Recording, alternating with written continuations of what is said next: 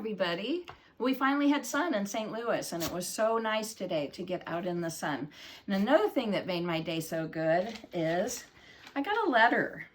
And this is a letter from somebody who wanted to know how I was and how I was doing and what I'd been doing. And it meant so much to me to get a letter. And that made me start thinking about how important it is to learn how to write, to learn your letters and to learn how to put them together into sentences so that you can write to somebody also and tell them how much they mean to you and find out how they're doing and how they're feeling. So the first poem I want to read to you tonight is called Letter Boy. I need to know my letters so I can learn to spell. And if I practice every day, I'll learn to do it well. I know that B comes after A and C comes after B. And after I have said them all, I'll end with letter Z. I'll prove that I can spell some words. And after I have shown, I'll write a sentence with my words that says, look how I've grown. The next one also has to do with letters, and it's called Letter Pals. And sometimes I think letters really sort of are my friend because I can use them for so many different things. Letter A just said to me that she loved letter B, but letter B loved letter C, and letter C told letter D that he had better talk to E to see if F could play with G. G said H was a good guy, so that made for a happy I, who had no time for J or K, which left L in a sorry way. M and N then talked to O, who told P that he had to go. P took QRSTU to visit the new letter zoo. No one wanted V to play, so he and W ran away. Letter X was quick to see that everyone liked Y and Z. So, as it turns out, we agree. We love them all from A to Z. And I learned a long time ago with raising daughters that there are lots of different ways to play with letters. And we learned our letters that way. And when I was a nanny for Cooper, we played with letters all the time. And these are fun. My grandson Charlie likes to play with these in the tub because they stick to the wall, to the side of the tub, so that he can put his letters up there and identify them. And I bet you guys have blocks. And sometimes, I remember having blocks when I was little. And I really didn't think that much about the fact that they had letters. But I did think about all the neat illustrations on them. And a lot of times the illustrations actually tie in with the letter, like W for whale, the letter that's on the block. So that was another way.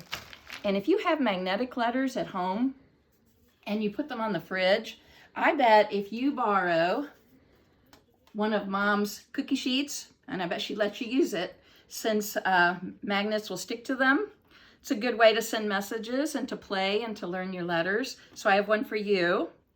And then I have another one. We're going to say I, and then we're going to say L, O, V, E, Y, O, U.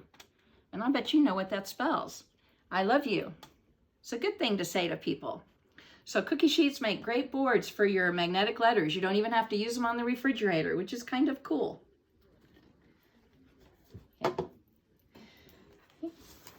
The next one I want to read has a little bit of a story behind it. It's called Heart Singers, and it was actually inspired by something that Samantha used to say when she was little. She used to talk about heart singers, and we would say, Samantha, what are heart singers? Are they birds? And she would say, I don't really know. So whatever you want heart singers to be, they can be. But whatever heart singers are, they spread love. And so that's why heart singers are such good things to have in your life. And they can be whatever you want them to be. Heart singers live for the love that they bring whenever they lift up their voices and sing. They sing about laughter. They sing about joy. They use all the feeling that they can employ. Heart singers sing what they have deep inside, and that is the reason their hearts are so wide. They want us to know that there's love everywhere, and music can show just how much heart singers care. So thank you, Samantha, for that idea. The last one I want to read to you today goes back to something we've been talking about for the past few days about differences in people, and this one is in fact called Differences. And you may have heard the story of the ugly duckling, and if you have, then this will probably make a little more sense to you. The ugly duckling found his friends when he became a swan. Before that, others teased him and wished that he were gone. But everyone can't be a swan. Not all can be a star. And that can mean that some of us aren't liked for who we are. If I turn someone else away who's different as can be, I've lost a new friend just because he doesn't look like me. Other friends might tell me that I'm doing what I should. Inside me, though, my heart will say this choice just wasn't good. And since we probably have another minute or two, I'm just going to share one quick one with you. This one is called Luck.